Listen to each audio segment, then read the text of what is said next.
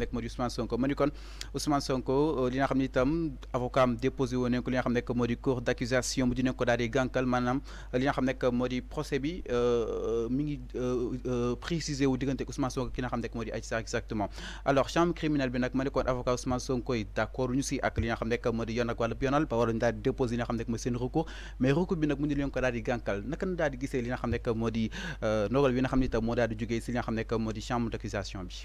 waaw monsieur Sylla daanaka ni dossier Ousmane Sonko ak Adji Sarr bu mu éclaté wu ba tey daanaka ni musuma ci prononcé wu pour deux raisons parce que pour man c'est un fait divers bi nga xam ne dafa jël une dimension nationale tenir en haleine peuple bi pendant presque 2 ans.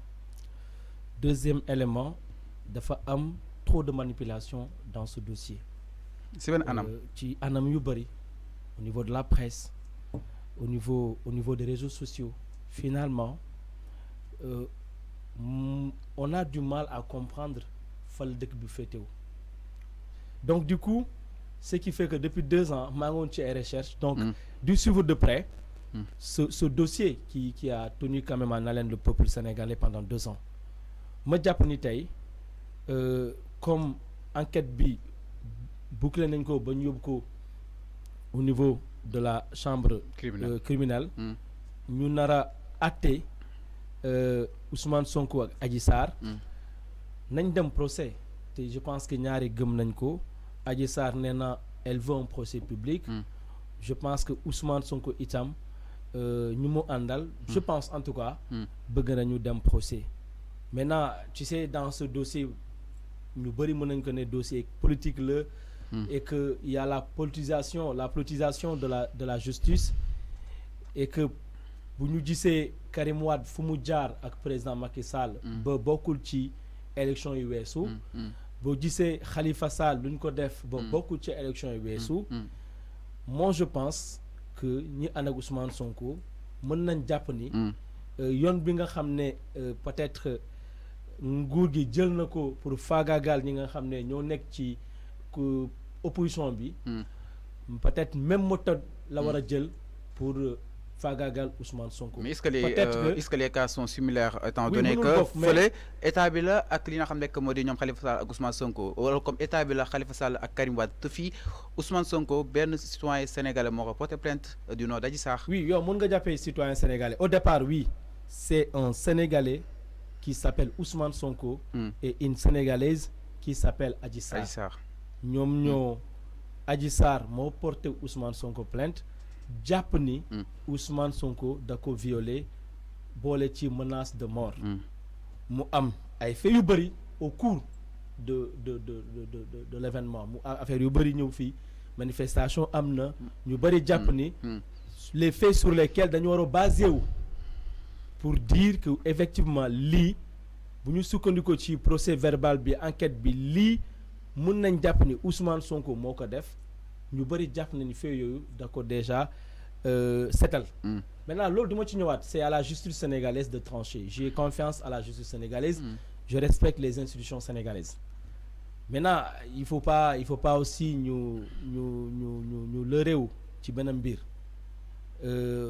man damay gëstu ci Afrique ma gis ni ci réew yu bëri dañuy utiliser justice pour faagaagal ñi nga xam ne ñoom ñoo bokk ci opposition bi te boo comparé cas yooyu yu am Mali yu am Guinée-Bissau yu am Côte d'Ivoire yu am Burkina Faso mun nga jàpp ni wala ñaaw njot ni peut-être Ousmane Sonko fa lay jëm donc moom bu fekkee ne xam na ni fa lay jëm te état gouvernement bu la bëggee faagaagal beneen mbir moo am soit mu coller ay motifs ngir jaar ci yoon te toujours dans les justices nationales day am de très bons magistrats indépendants mu am ñi nga xam ne ñooñu ils sont indépendants mais ils servent une cause donc mun naa njaanjot ni Ousmane Sonko xam naa lu koy xaar ci chambre criminelle peut-être moom la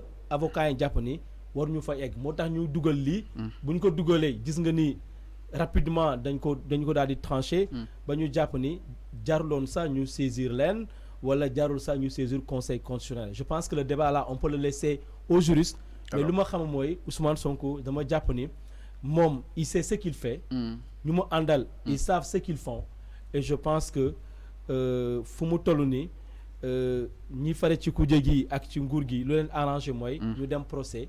Maintenant Ousmane Sonko ak ñu mu àndal peut-être ñu jàpp ni bu ñu demee procès ci benn fan du ko arrangé parce qu'un procès public quand même.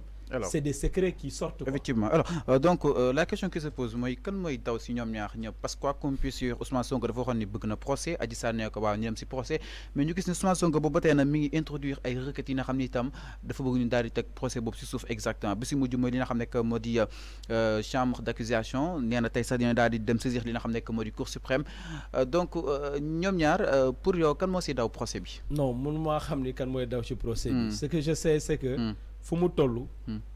Bon jàpp naa ni procès bi mënu du fi ñàkk en fait. maanaam là où nous sommes arrivés. tout à l'heure vous avez dit que ni peut-être yu si ëpp nag si la leen daal di jaar pour ñu mu leen liquider te ñu ngi dem si échéance yi nga xam ne mooy 2024 donc ça veut dire que donc Ousmane Sonko bis bu demee procès il risque lourd. Bon il risque lourd boobu ci juge bi lay dépendre ak ñu koy àtte mais moi sur la base de l'analyse des faits. bu ma gisee fii cas Karim Wade fii la ma fekk. ka Khalifa Ababacar Sall fii la ma fekk. te ñoom ñëpp bokkuñu ci jongante yi weesu. donc dama jàpp ni Ousmane tey quoi que l'on puisse dire. c'est l'opposant radical ci régime Macky Sall. Ousmane il draine des foules. Ousmane gis na ce qui s'est passé à Bambey à Mbacké. Ce qui s'est passé tout récemment à Colobane. lu am tout récemment ci tournée muy def nii. Macky saa mu génnee xaaral ma pere foofu saa mu génnee. tu vois que nit ñi ndaw yi dañ ko gëm. donc il est porteur. d'un message très fort que le gouvernement est censé décortiquer. Mais malheureusement, si on se limite sur qui analyse Ousmane Sonko sera candidat, est-ce que masse Boumi drainé, est-ce que Boudemé ci élection 2024, d'où amoindrir probablement les chances du régime en place. Khamagouma Kanmo c'est un candidat, si c'est Macky Sall son autre. Mais on suppose que c'est l'opposition contre le gouvernement qui aura forcément un candidat. Maintenant, forcément, il y a lieu de se poser des questions. Peut-être ñoom jàpp nañ ni bu ñu demee procès au regard de tout ce qui a précédé avant lui, donc jàpp nañ bu ñu demee peut-être dañuy faagaagal Ousmane Sonko et que il faut tout faire pour procès bañ a am man loolu laa jàpp. Maintenant, le dernier mot revient au juge. Je ne suis pas juriste, je suis journaliste. J'analyse sur la base des faits. Te faits yu laa la jox nii. Alors justement donc peut-être ñu daal di mën a clore boobu li nga xam ne que moo di juge Adji Sarr ki nga xam ne que moo di Ousmane Sonko mais vu li nga xam ne que moo di la démarche de la justice est-ce que aussi la justice a été li nga xam ne que moo di peut-être impartiale par rapport ak li nga xam ne itam traitement bi nga xam ne itam amal na ko si Ousmane Sonko si boobu de dossier. C'est là commençant par Maham Diallo. Non c'est là yaa ngi dugg. Il y a des journalistes, il y a des questions pièges. Ba yegg si Sëñ Bassirou Gueye. Bon, cité nañu fii, tu sais, mois de mars 2021. nekk na accumulation de frustration. C'est-à-dire dëkk bi métti woon na nit ñi amuñu liggéey. ndaw ñi amuñu woon benn espoir. si je peux l'appeler ainsi. donc événement ñu faagaagal fii Karim ñu faaga Karim Wade. kii Khalifa Ababacar Sall. Ousmane essaie de dernier rempart.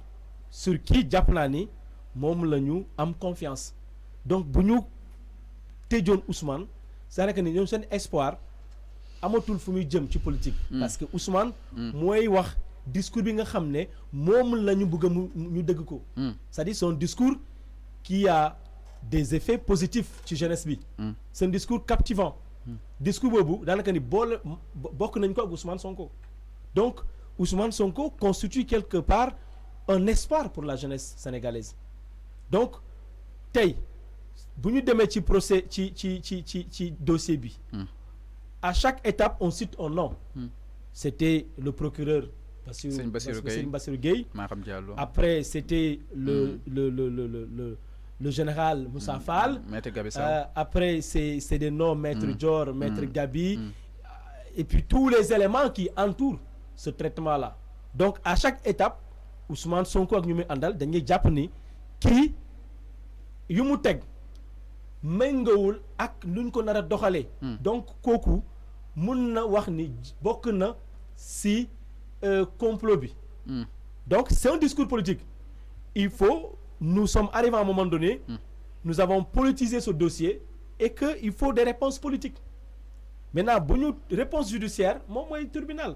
Maintenant, avant le tribunal, politique, président Macky Sall comme sax Ousmane Sonko ni muy répliquer ni jëm ci président Macky Sall nako daal di jàngatee en tant que journaliste. Mais bon, c'est normal. C'est normal. Nous sommes en politique. Ousmane Sonko, c'est le reposant radical.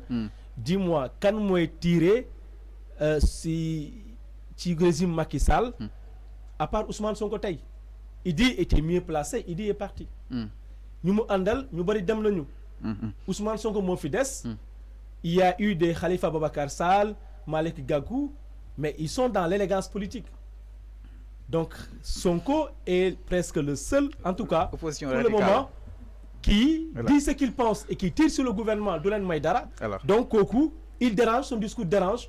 Et quand son discours dérange, au regard de tout ce qu'il y a, je pense que la seule solution, en tout cas, je suis mais au regard des faits, des gens comme Sonko, mais bañ leen may liberté, moo leen arrangé ñu dérouler. Parce qu'il est toujours dans la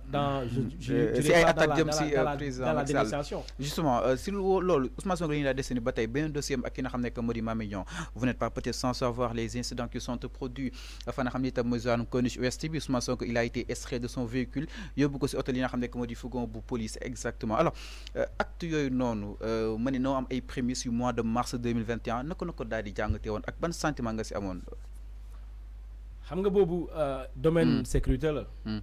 Ousmane Sonko parce que ñu bëri à la veille def na déclaration goudi. Wax na ñëpp militant yëpp ñu gungé ko. Na ñëpp génn gungé ko. C'est normal, c'est un homme politique. Maintenant ci gungé bobu ñu dem après on a renvoyé le procès. C'est au retour que ni japp ni en tout cas ñuy gérer sécurité bi japp ni.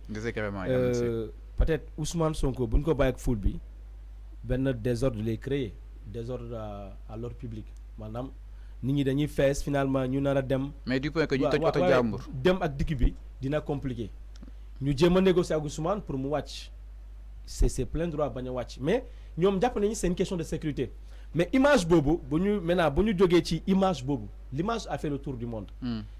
En lieu et place pour ñu gérer la sécurité du président Ousmane Sonko, mais jour bobu Ousmane Sonko a enregistré des sympathies nga xamné tay ay ñi nga xamné dañ ko yërëm parce que bul faté le Sénégalais bugul ki fagagal doomu adama.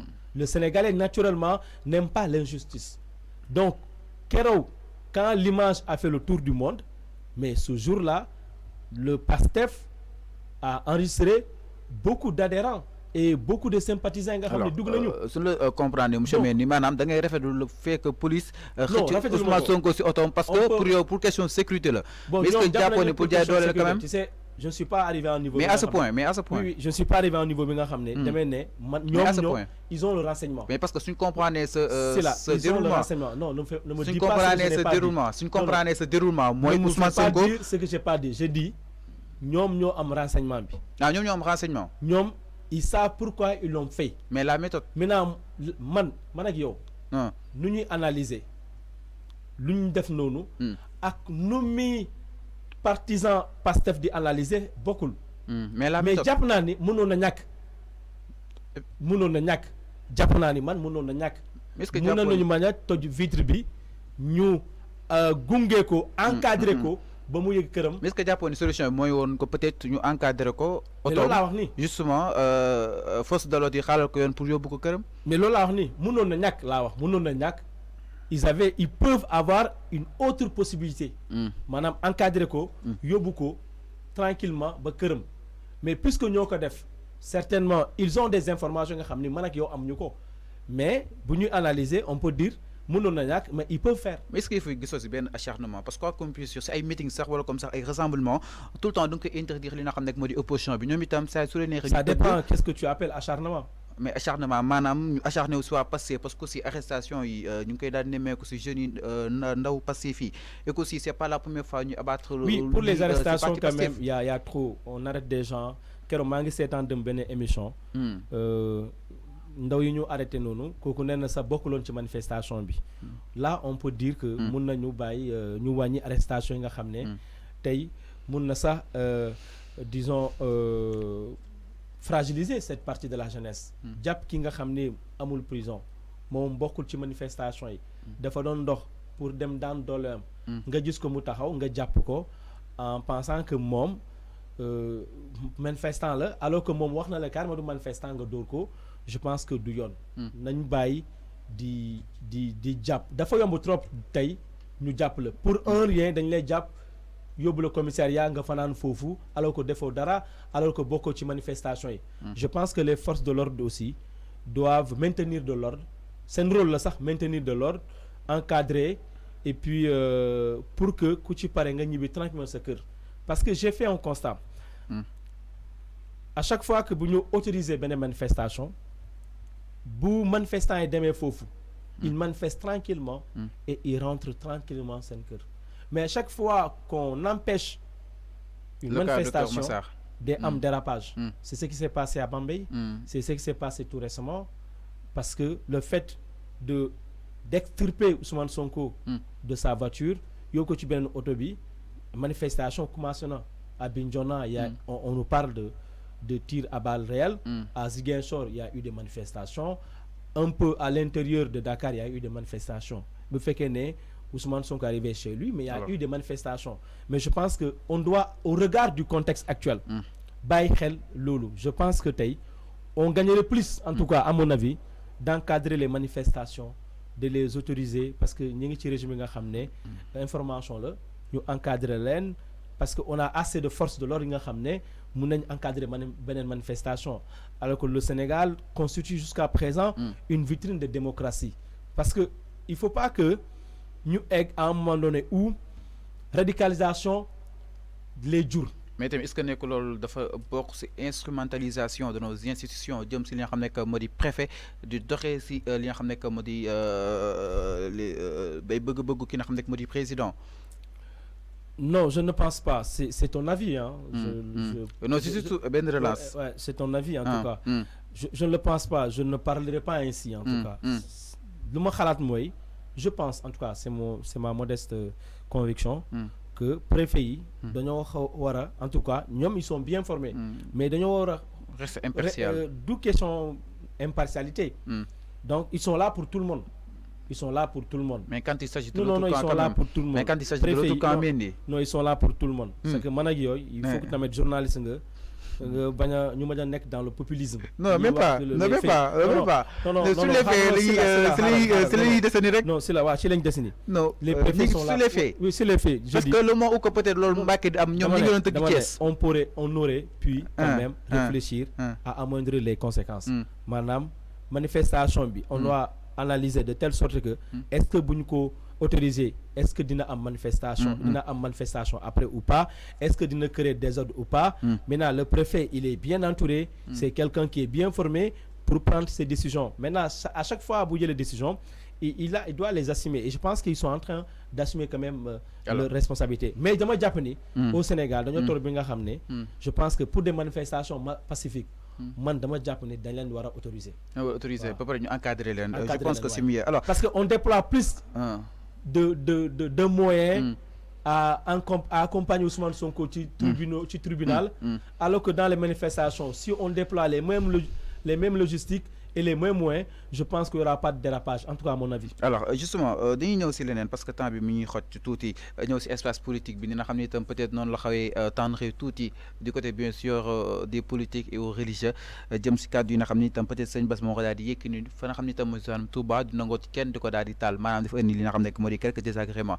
alors daal di ñëw tamit ak kàddu ki nga xam ne moo di Ngagne Demba Touré que ni projet Pastef bi mooy bis bi ñu toogee nit ñi duñ jaamooti peut-être seen borom waaye dañuy daal di jaamu ki nga xam ne moo di yàlla alors mu daal di jur benn confusion totale nag si li nga xam ne moo di askan wi lu nu mel naka daal di jàngatee. man déglu moo ko.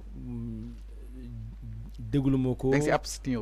non déglu moo ko. du ma ci dugg débat religieux du ma ci dugg. alors je pense qu'on peut passer à autre chose. On passe justement si leneen jëm si li nga xam ne que moo di tournée économique président Macky Sall soobu woon na ko fa nga xam ni itam mooy zone Thiès mais lu ko jiitu si wàllum Tamba di nga xam ne que moo di conseil des ministres décentralisé si wàllum Thiès aussi def na fa ay digg yu am solo fa nga xam ni itam mooy zone Thiès. Alors le président Macky Sall bi nga xam ni itam peut-être nous sommes à une année avant les élections présidentielles de 2024 ñu gis ko ni mi ngi si terrain bi jëm si wàllu woon mel ñëpp daal di ñottes ni est-ce que président Macky Sall troisième mandat nekku ci xelam maanaam à travers sa troisième candidature ban analyse nga siy def. waaw président Macky Sall dafa amaloon fii di la jaajëfal je pense que c'est les vraies questions et les vrais débats. Président Macky Sall dafa sumboon fii il y a quelques années des conseils de ministres décentralisés mu defoon presque le tour des régions du Sénégal. mu amal fa un conseil interministériel sur le développement de ces communes. mu amoon ay décisions et engagements yi mu jëloon foofu. donc tey bu jógee pour dem xool lu mu waxoon est-ce que nit ñi dañ ko réaliser les promesses yu mu jëloon les engagements yu mu jëloon les décisions yu mu jëloon est-ce que 5 ans ou 3 ans après ñi nga xam ne ñoom ñoo waroon yor yooyu les mbir est-ce que réaliser nañ ko ou pas. donc je pense que pour moi c'est normal mu dellu foofu pour xool l'état des lieux. c'est normal maintenant. donc lu ñu gis ni drive politique lu ñu gis ni. jugé ko drive politique. non loolu fa laay ñëw nii. ok xam nga lu ñu wax mooy tournée économique. mais lu ñu gis et c'est déplorable c'est ce qui est déplorable mooy bu ñu nee tournée économique c'est des tournées politiques en réalité. parce que da ngay gis ne bu mu demee Thiès tous les leaders de Benno Bokk Yaakaar ont mobilisé pour accueillir le chef de l'État. C'est des mobilisations fantastiques. ku nekk da ngay wane ni yow yaa ëppale ay nit. donc waa Mbour waa Malicounda et cetera à Thiès tu as vu la foule qui a accueilli le président Macky Sall. donc mun nañ jàpp ni à 1 an des élections et que président Macky Sall ba léegi waxul Sénégalais yi il sera candidat ou pas on peut supposer que peut-être mi ngi xool mi ngi tester terrain bi est-ce que bu déclarer du am effet wala est-ce que bu déclarer bu demee dina ci am ndam. alors donc ce qui fait que ça ressemble un peu c'est des tournées économiques mais quelque part maquillage la. mais avant loolu noonu exactement muy testé wala balaa muy testé sax il faut mu xam exactement mu xam yoon may na ko prérogative pour mu mën a déposer beneen li nga xam ne que moo di candidature à 2024 exactement ñii naan deuxième quinquennat la ñii naan troisième mandat la te da nga ko fii ba ñii naan Macky Sall am na droit def li nga xam ne que moo di deuxième quinquennat am exactement mu daal di jur benn débat au sein li nga xam ne que moo di des universitaires exactement naka na analyser par rapport ak ñaari camps yi ñi jàpp ni troisième mandat la ñi jàpp ni deuxième quinquennat la. xam nga ñi nga xam ni seen xel màcc na ci wàllu wi. ñoom déjà ils sont divisés. ñi jàpp ni président Macky Sall dina war am na droit am un deuxième quinquennat. ñi jàpp ni c'est son second mandat maanaam jeexal na. ñi jàpp ni bu ñu sukkandikoo sur jurisprudence bu Abdoulaye Wade bi nga xam ne conseil constitutionnel moo validé sa troisième candidature. mais président Macky Sall ñëwaat na tëjaat constitution bi mu def référendum en 2016. est-ce que point référendum yi leer na wala leerul est-ce que ki nga xam ne ñoom ñoo bindoon leer la ñu wax ji ou pas man ak yow duñu ay juriste ñun dañuy analyser sur la base des faits. débat bi juriste ñoo ko rapporté. voilà dañuy jàpp ni mooy sur le plan social sur le plan social sama conviction vu que aussi troisième mandat conséquence amoon na fii en 2012 xam nga ne débat bi gis nga si am débat bi man ak yow nous sommes pas des journalistes nous sommes pas des juristes nous sommes des journalistes donc man dama jàpp ni sur le plan social maanaam c'est waaw loolu wax ni dama jàpp ni man oo ma xam-xam ci wàllum droit pour dire il doit faire il doit pas faire mais au regard du contexte sur les faits maintenant en 2011 bëri na ñi nga xam ne dañoo xeex pour troisième mandat bi tey ñi doon xeex ñoom ñoo bëgg a théoriser pour Macky am un troisième mandat une troisième candidature pour défendre la troisième candidature de Macky Sall parce que amagul mandat ñi nga xam ne tey ñoom ñi ngi ne Macky Sall amul droit déposer une troisième candidature ñoom dama jàpp ni ils sont dans leur droit Maintenant, c'est au Conseil constitutionnel de trancher. Mais moi, dans ma conviction. Le Conseil constitutionnel, est-ce que li ma wax xamuñu ko d'avance? Non, loolu mënoo ko xam parce que nekkoo foofu. Parce que c'est Ismaïla Madior Fall gis nañ ko. Non, Ismaïla Madior Fall moom il a parlé en tant que politicien. nee na yoon loi baa ngi nii mais ñun bu ñu amee lii. Macky Sall mën na déposer une troisième candidature. Je ne le vois pas en tant que qui nar a siéger au niveau du Conseil constitutionnel pour jël ay dogal. Il faut faire la différence. Maintenant man dama jàpp ni man. Mais président Macky Sall récemment defaat na ay quelques changements defaat na ay quelques changements au sein de la magistrature. Non non man dama jàpp ni. mais defaat na changement démb. Il est libre. Beaucoup de changements hein. La loi l'autorise à changer, non? Mais changement beaucoup. Non, c'est là. La loi l'autorise à changer. Si, là on a dit qu'on pas. Parce que là on a dit qu'on pas. Je dis, sur le plan social, ou bien sur tous les plans d'ailleurs, au regard du contexte sous-régional, terrorisme du Mali, ils ont gagné 2 Sénégalais, 2 Djambars Sénégalais, 3 ont perdu la vie. 5 blessés. Que leur âme repose en paix. Amen. Ils ont gagné le Mali est à genoux à terre. Burkina Faso. Gambie Guy, tout récemment, on a déjoué une tentative de coup d'État. Guinée-Bissau Guy, c'est une paix. La Casamance, c'est autre chose. Dans mon Japonais, en tout cas, à mon avis, aucun président africain ne doit théoriser vraiment la limitation des mandats. Pour moi, si vous avez fait 2 mandats, je prône la limitation des mandats. Mais la non-limitation des mandats, des jours est chaud.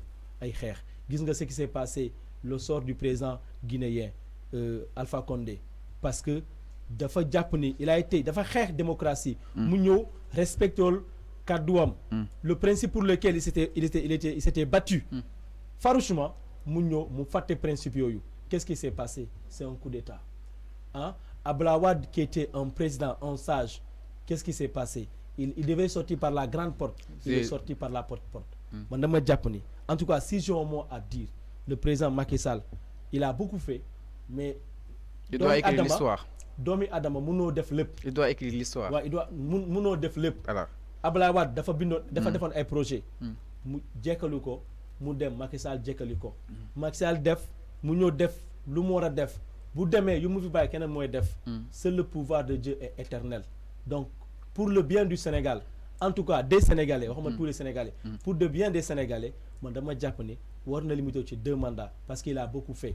Maintenant xam nga nguur moom da ngeen ne fa muy neex kii leen ne yaa fi mën kii leen ne da ngay gagné mais le baromètre des élections législatives yi weesu war na ko wane ni que bu demee yàlla mooy joxe nguur mais bu sukkandiku ci ay résultats yi mën na ne bu demee balance war na mën a am te nous sommes dans une position Sénégal boo demee 2e tour rek yow président doo am chance gagner. La preuve 2000 Abdou Diouf demee 2e tour Abdoulaye Wade gagné. Macky Sall avec Macky Sall ak Abdoulaye Wade en 2012 Macky Sall moo gagné. Donc dama jàpp ni su ma xoolee baromètre yooyu yëpp bu ñu demee en 2012 bu forcé ba nekk candidat ba ñu dem en 2012 au cas du 2e tour dama jàpp ni peut-être le mieux placé l'opposition.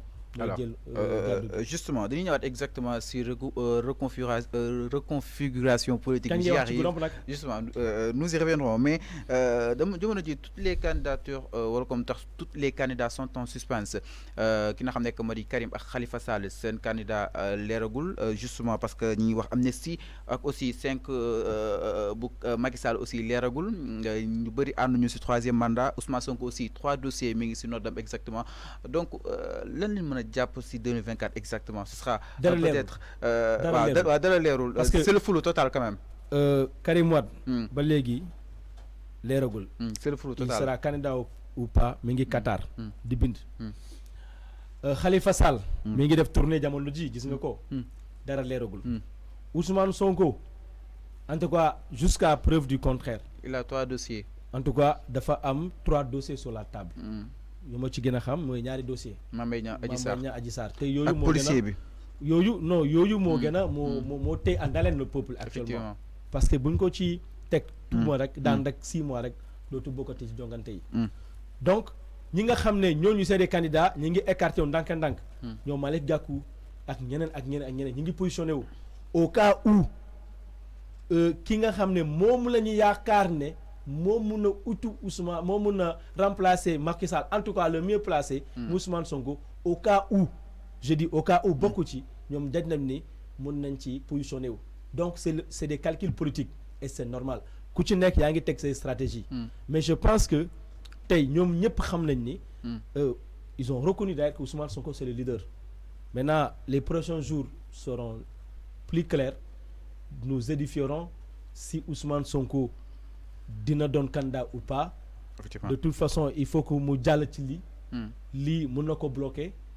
Donc ce qui fait que ñi nga xamné tay ñu bari ñi ngi déclarer sa candidature c'est pour alerter wa ma ngi fi politicien là candidat là mais ñepp xam nañ ni tay ici que si Ousmane Sonko dépose la candidature jàpp nañ ni ñu bari ci ñoom mën nañu dem dans une coalition qui regrouperait quand même tous ces leaders politiques. Il y a une étape très importante jëm si yooyu dañu xam ne moo di candidat muy parrainage bi exactement parrainage bi nag xam naa ñu bëri moo tere nelaw ñu bëri exactement état boobu ma xam dinañ ko romb ma xam dinañ ko franchir sa gis-gis si parrainage fi nga xam ne mooy zone Sénégal est-ce que parrainage bi du daal di enfreindre tuuti suñu nga xam ne moo di état de droit. J'ai toujours défendu le principe selon lequel nañ bàyyi ñëpp quoi démocratie dama bàyyi ñëpp parce que mënoo dem jongante ba pare ngay tànn ñi ngay bëree mbir moom da nga war a préparer boo amee Yaaw Dial nga bëreek moom boo amee Pawlish nga bëreek moom boo amee Ouzin Keita nga bëreek moom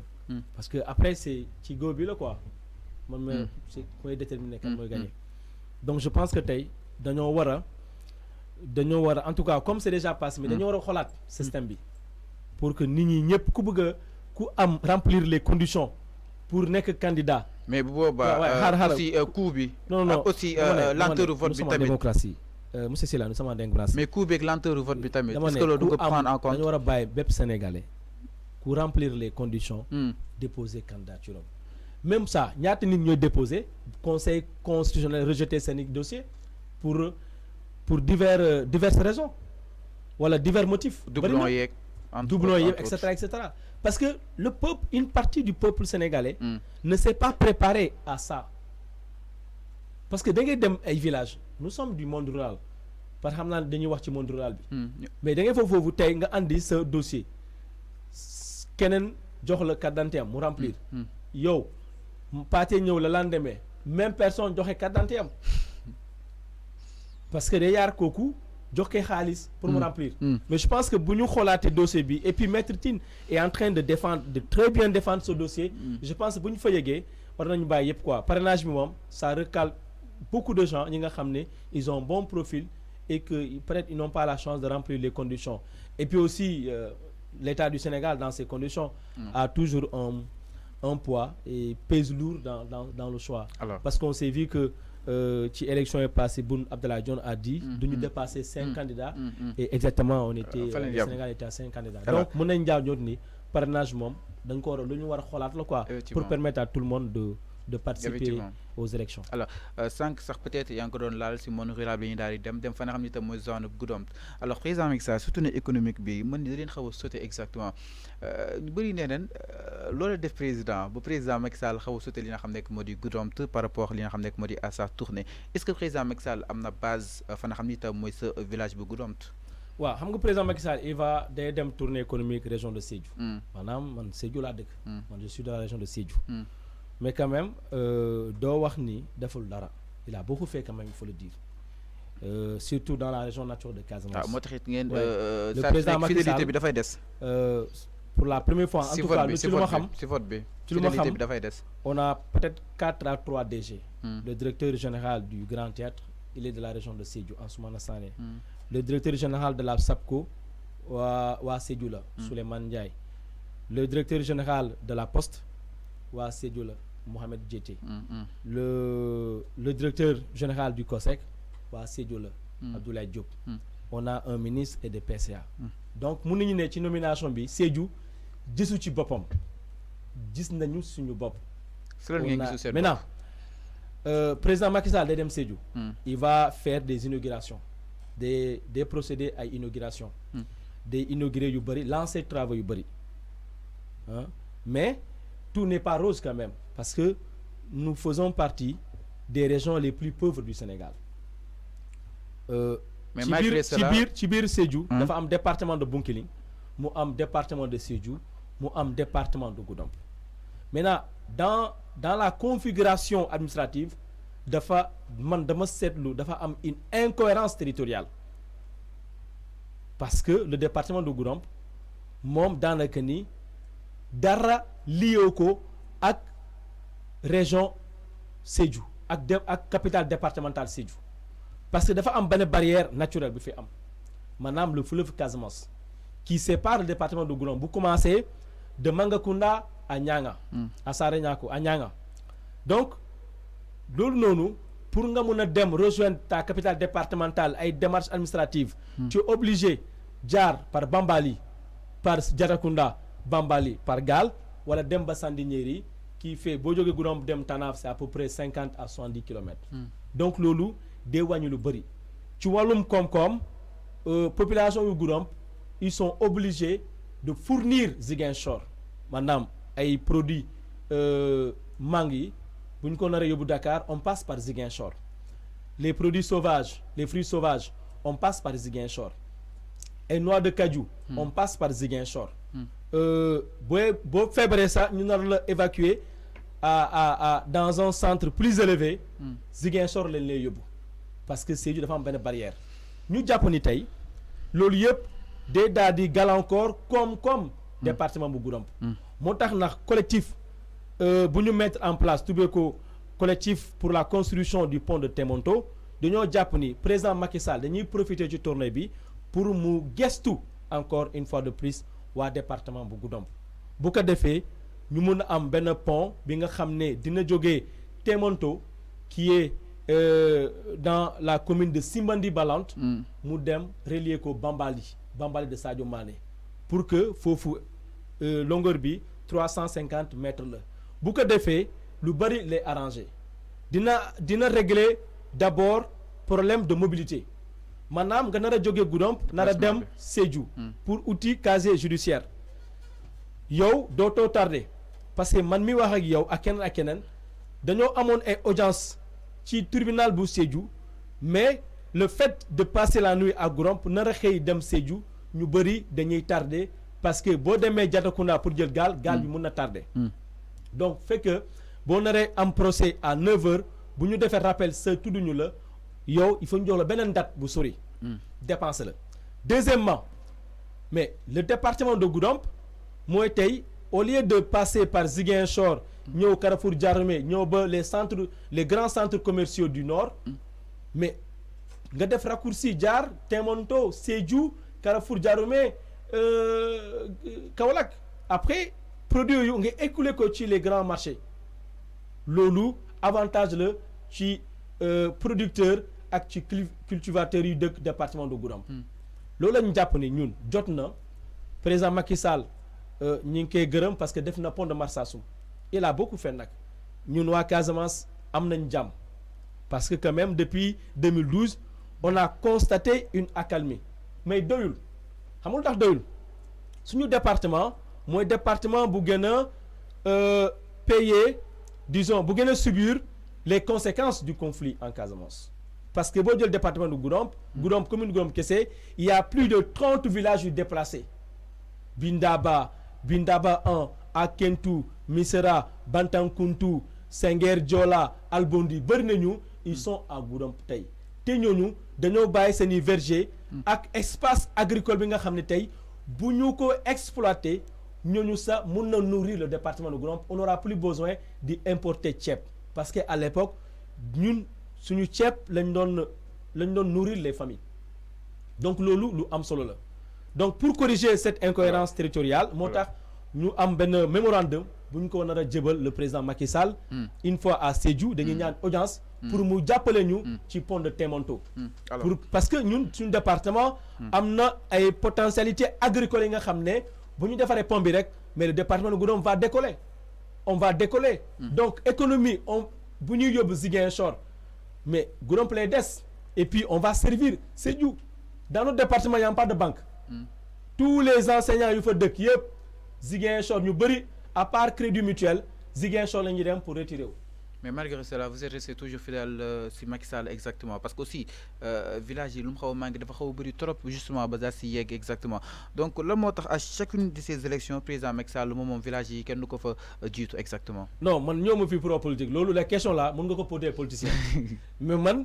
c'est la citoyen la portée. c'est la Omar. waaw non da ngaa teg sa liste de doléance. waaw de doléance nii. lu toll ni guddoom amul banque. waaw amul banque am lu bëri amuñu malgré cela vous êtes tribunal départemental on aurait pu avoir un tribunal départemental on n'a pas une perception départementale on aurait pu avoir ça on n'a pas encore ay services régionaux yu ci mel ni comme commerce ak yu bëri amuñu ko une capitale départementale doit l'avoir on doit quand même on devait avoir une brigade de gendarmerie amuñu ko benn poste de gendarmerie lañ am c'est pas normal loolu yëpp ay ci programme ay projet yi nga xam ne état teg na ko tant yi dégg naa le maire de Goudomp que je salue au passage Vieux Cissé jàpp na ni Promoville mi ngi ñëw pavé yi loolu kontaan nañ ci mais doyul je pense que tey au regard de l'histoire ak ay conséquences yi nga xam département Goudomp jot na ko subir je pense que dañoo war a bàyyi xel contre boobu pour ñu mën a dem ci kanam maintenant politique moom les gens sont libres de voter élection yi weesu Yewwi moo gagné élection législative yi Yewwi moo gagné mais je te rappelle que sur les 15 maires Benno à 14 maires. Effectivement. Donc tey mën nañ jàpp ni communes yëpp ñu ko gérer waa Benno la ñu. mais est-ce que ñu ngi le président du conseil départemental est un membre et le coordinateur départemental de la coalition Benno Bokk Yaakaar. Donc mais est-ce que notre département a tout donné aux différents régimes. mais est-ce que ñu ngi parvenir des fois seen ay jafe-jafe ki nga xam ne moo di président est-ce que ñu koy yeggee mais est-ce que ñu koy yeggee. vous posez un problème de leadership. Maintenant dama jàpp ni tey. on a quand même des leaders. Comme Léon Sozalé, c'est un leader. Souleymane Ndiaye, c'est un leader. Bokoum, c'est un leader. Dama jàpp ni ñoom doyul nañ continuer di porter les combats du département parce que lu ñu soxal tey mooy développement ma Goudomp tey nga nekk ci pouvoir bi nga nekk ci opposition bi dañoo toll ci à l'heure des grands ensembles dañoo war à chaque moment bu compétition jotee compétition la bu jeexee comme l'a dit la dernière fois le maire de Goudomp bu jeexee nga xam ni jeex na maintenant c'est l'heure du travail te dañoo war a boole xam nga bu ñu booloo dañuy am doole te bu ñu amul doole lépp lu ñu sumb mun na dem ci kanam donc damay ñaax ñëpp ceux de l'opposition et ceux du pouvoir à se donner à se retrouver pour que ñu bâtir le département de nos rêves parce que département de Goudomp sonn na sonn trop sonn na alors peut-être dernière question mooy ñu ngi dem 2024 exactement yéen waa Goudomp kan ngeen jiital fu mu toll nii. je ne sais pas kan ngeen investir man xawma man duma politicien. journaliste la mais la moo tax je suis de la société civile. non duma politicien ku ñu jiital ku ñu jiitalul ku ñu tànn ku ñu tànnul boo amee chance boo bëggee ma boole ak waa politicien waa Goudomp mu invité leen man je suis pas un politicien. Je suis journaliste, je suis de la société civile, je mène des combats de principe et puis je défends une cause, c'est que tey no Goudomp mel ni comme yeneen département Kaffrine lu mu am Goudomp war na ko mën a am département de Kaffrine département de Dakar lu mu am Goudomp war na ko mën a am Goudomp war na ko mën a am département de Kaolack lu mu am département Goudomp war na ko mën a am donc chacun dans son domaine ci li ngay yëngu ci loolu ngay xeex waaw moi je suis dans mon domaine de communication et je profite de mes relations pour défendre le département de Goudomp maintenant boo amee occasion invité politicien Goudomp bi maintenant mais du ñàkk tamit di nga man en tout cas je suis journaliste je suis journaliste mais du ñàkk di nga am si ñoo fa jàppale bon en tout cas man mon parti politique s'appelle Goudomp parce que si sa cause la maanaam cause bi nga xam ne yaa ngi koy xeex mon parti politique s'appelle Goudomp mon objectif c'est Goudomp. mais am mon combat de départ c'est Goudomp. mais am na ku la fa doy mon combat ma finalité c'est Goudomp. mais am na ku la fa doy. non xaar ma ne dama ne. sama parti politique Goudomp la. mon combat c'est pour Goudomp. mon combat de départ Goudomp. ma finalité Goudomp. donc est-ce que mën nañu xaar mel ni mu daal di mettre en dama place mon combat c'est Goudomp par thème. mon combat c'est Goudomp. mais est-ce que mën nañu ko xaar dans les prochains jours mel ni daal di mettre en place par thème. ce n'est pas encore à l'ordre du jour. élection locale yi ñëw inchallah. ce n'est pas encore à l'ordre du jour. législative yi. ce n'est pas encore à l'ordre du jour. merci beaucoup ça a été un plaisir de vous recevoir. waaye nga daan tàggatoo téléspectateurs yi xam na journaliste la moo tax tey mënu ma ko jaar fenn. di la jaajëf bu baax a baax ça a été un plaisir d'échanger avec toi. maa ngi lay gërëm bu baax a baax jërëjëf. merci beaucoup alors ça a été un plaisir di ko daal dalal.